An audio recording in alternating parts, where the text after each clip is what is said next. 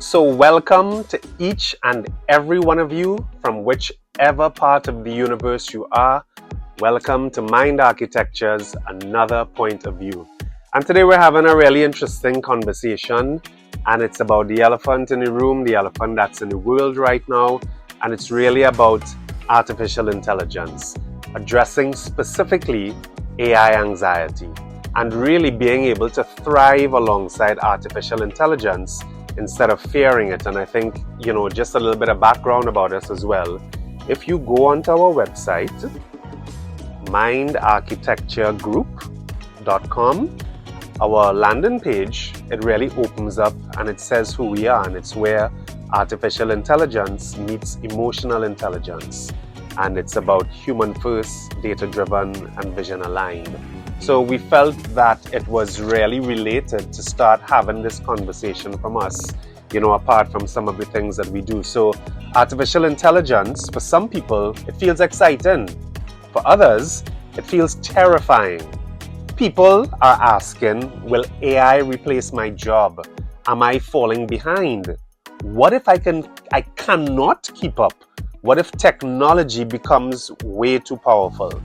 So beneath many of these questions is really something deeper, and it's really about the anxiety about change, because every major technological shift in human history has disrupted human comfort zones.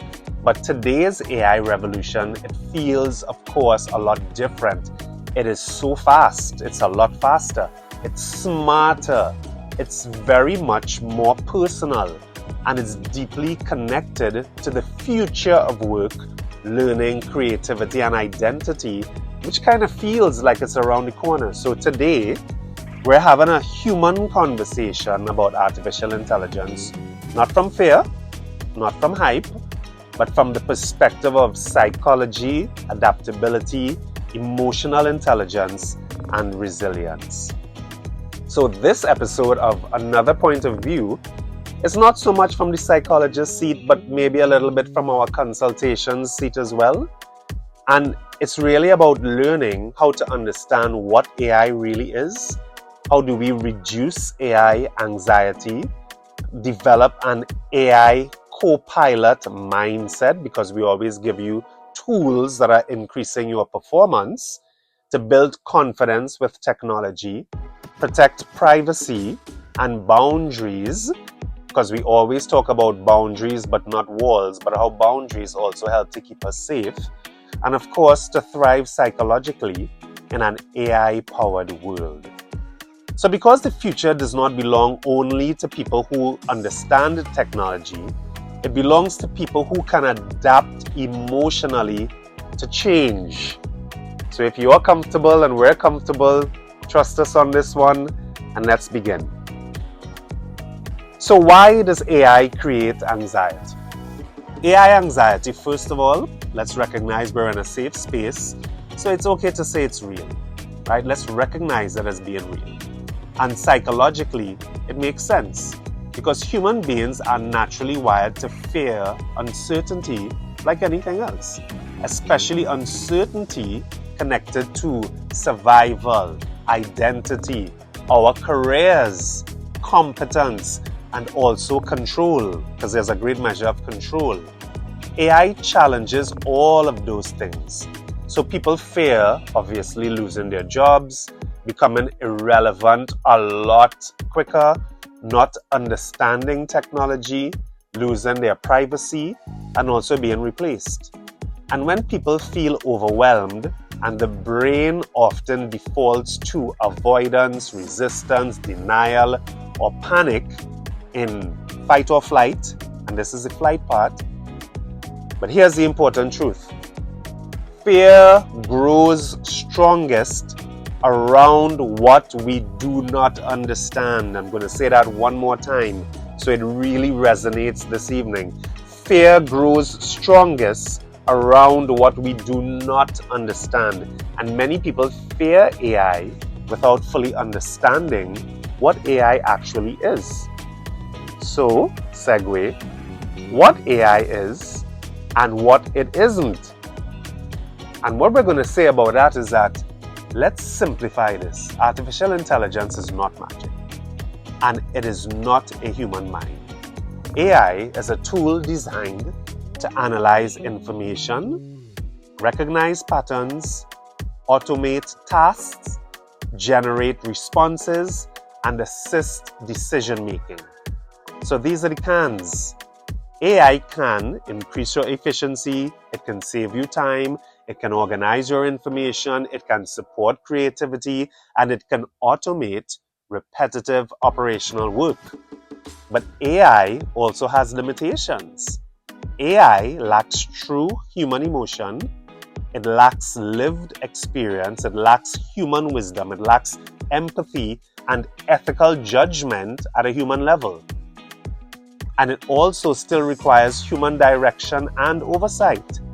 So this is why one of the healthiest ways to view AI is not as a replacement, but as a co-pilot, an assistant, a support system, a tool that works best when guided by human intelligence, your human intelligence. So usually, I think this is a good time to kind of tell a viral story, have one of our viral story moments. So the employee who refused AI.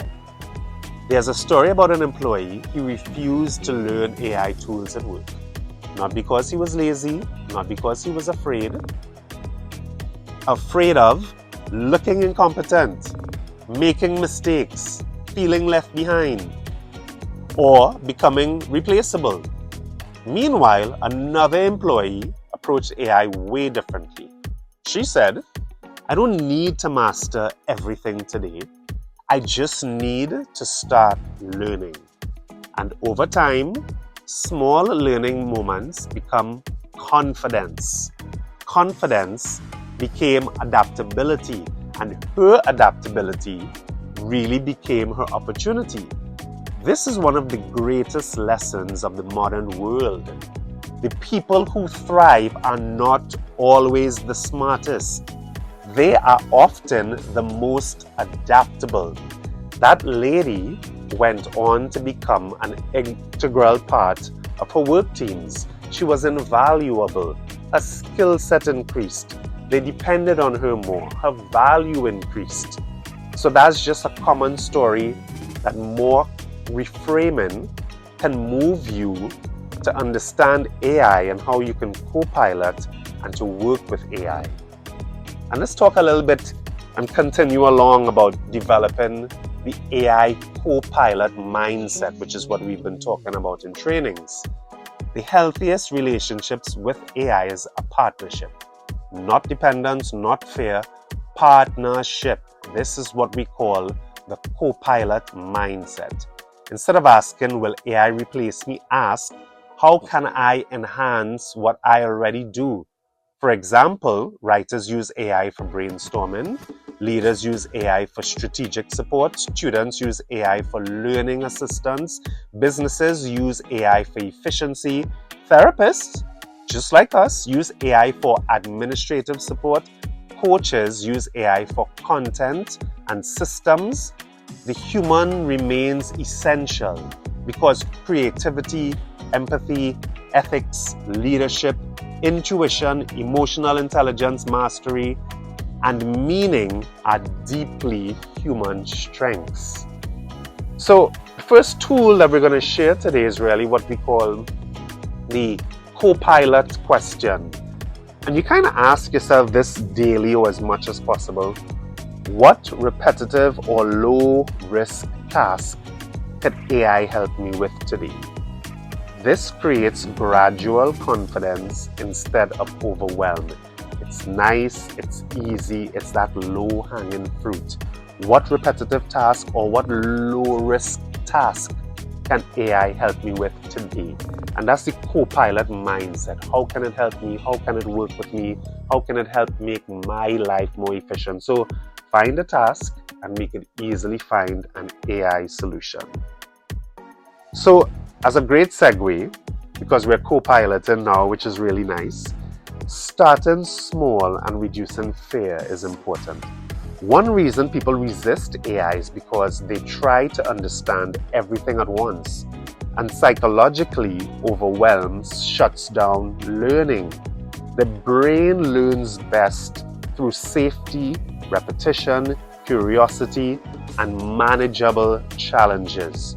So start small, not high-risk decisions. Simple tasks like organizing notes, summarizing documents, brainstorming ideas in those very short creative intervals we have where our energies are sometimes disturbed, planning schedules, writing details, learning concepts. Small success experiences will build your confidence, and confidence helps to increase your competence, and your competence helps to lessen your anxiety. So getting into this part with starting small, we're going to talk a little bit about what we call the 20-minute AI learning hour. It could be from 15 to 20 minutes. Create a daily or weekly AI learning habit. And for 15-20 minutes, just explore one AI tool.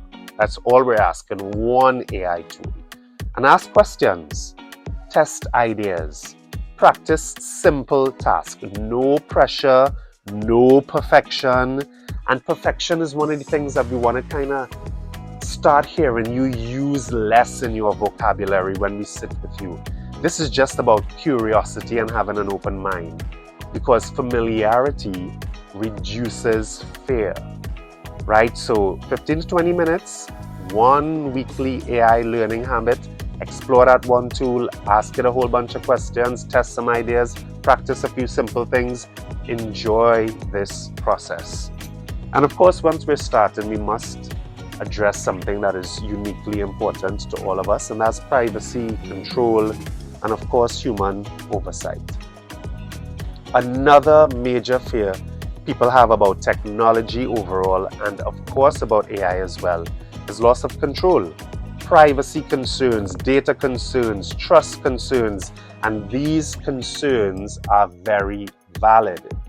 So healthy AI use requires awareness, boundaries, ethical judgment, and responsible use.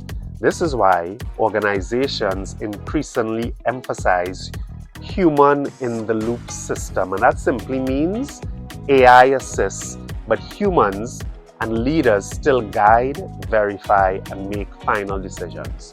Technology should support human thinking and not replace human responsibility. So a simple human-in-the-loop check before relying on any AI. Just ask yourself, is this accurate? Is this ethical? Does this align with human values? Would I trust this decision fully without review? So this is your critical thinking. And this is where critical thinking will always remain essentials, because we ask these questions that are deeper than surface level. Is it accurate? Is it ethical? Does it align with my human values? Would I trust this decision fully without a review? So once we start to get our checks and balances, where we're now really in flow is the psychology of adaptability and resilience, which really flows through the line, because you hear therapists talk about resilience and adaptability all of the time, because it's a challenging, changing world. So the future belongs to psychologically adaptable people, and you hear us say that all of the time. And adaptability is not just technical, it is emotional, and that's where it starts. The ability to stay curious, tolerate uncertainty, learn continuously, regulate fear, and evolve consistently with change, to have that spirit and develop that culture. And this is where resilience really matters deeply, because change creates discomfort before it creates growth. I'm just going to say that one more time. Change creates discomfort before it creates growth. Because for change, you have to go into your fear zone and then into your learning zone, and then you get to your growth zone. So positive psychology teaches us people thrive when they believe they can learn and adapt. And this is what we call your growth mindset. The belief that abilities can improve through effort, and consistent effort and learning even at your own pace. So growth mindset is so important as a foundation to adaptability. So of course we're going to drop you a gem. Of course we're going to drop you a really nice tool. And this tool is what we use as, we call as our growth reframe. So instead of I'm bad with technology, try I am learning new technology baby step by baby step by baby step by step by step by step before I can get to leaps and bounds. So instead of AI is taking over, try AI is changing the way humans work and create, and your mindset now starts to shape your emotional response to change, to start opening up a little bit and start try and change with the methods that we're discussing here. Copilot, resilience, adaptability. And of course, we're talking about balance and well-being and humanity in an AI era. And as technology becomes more powerful, human well-being becomes even more important, because the goal is not becoming machine-like. The goal is remaining deeply human while using technology wisely. So we should at all times protect relationships, creativity, mindfulness, emotional intelligence, physical health, purpose, and human connection. Technology should enhance life and not consume it. Technology must enhance life and not consume it. So, of course, we're going to share with you a tool, what we call our digital balance and framework, because this is always about performance. So daily intentional learning time, daily intentional offline time, daily intentional recovery time. There are times when you are learning, there are times when you are offline resetting, and there are times when intentionally you are recovering. Balance. So our final section is a message people need to hear. If AI makes you anxious right now, please hear this carefully. You do not need to master everything overnight. You are not behind because technology is evolving quickly. And you do not need to fear the future to prepare for it. The people who will succeed in this era will not necessarily be those who know the most today. They will be you and I, because we are those who stay curious, who keep learning, who remain emotionally adaptable, and continue developing uniquely human strengths. That is who we are at our core, because no matter how advanced technology becomes, human qualities will always matter most. Empathy, creativity, ethics, leadership, resilience, connection, and meaning. And may the future not be humans versus AI. That's not the intent. May be our future is humans learning how to work wisely along with AI.